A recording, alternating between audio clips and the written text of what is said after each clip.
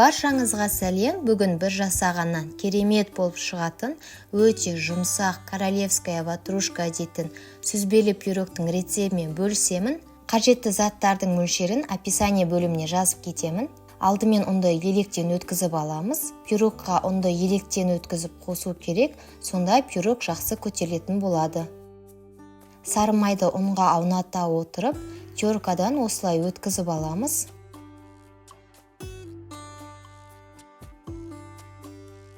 Енді қант қосамыз. 1 шай қасық қопсытқыш қосамыз. Тұз саламыз. Ванильный сахар қосамыз. Барлығын жақсылап қолымызбен араластырып аламыз. Бізде песочный тесто шығу керек.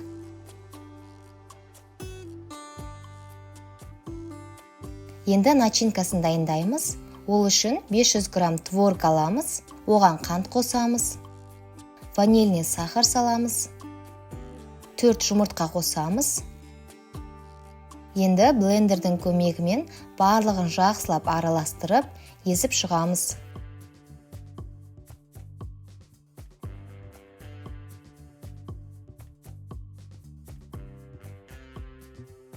Міне біздің начинкамыз дайын.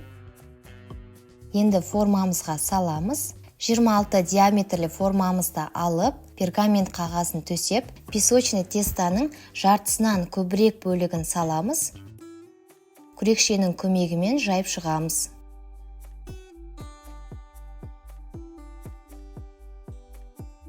Формасын дайындап алған соң, начинкамызды саламыз. Оны да бір келкі етіп жайып шығамыз.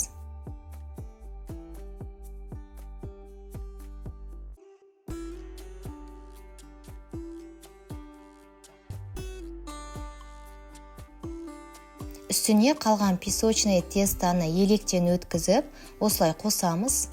Електен өткізу міндетті емес. Енді күрекшенің көмегімен барлық жеріне бір келкетіп жайып шығамыз.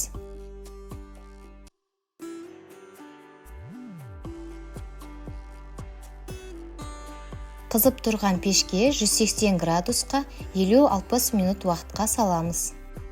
Міне біздің пирогымыз дайын. Енді суытуға қойып қоямыз. Суыған соң формамыздан шығарып, осылай кесіп аламыз.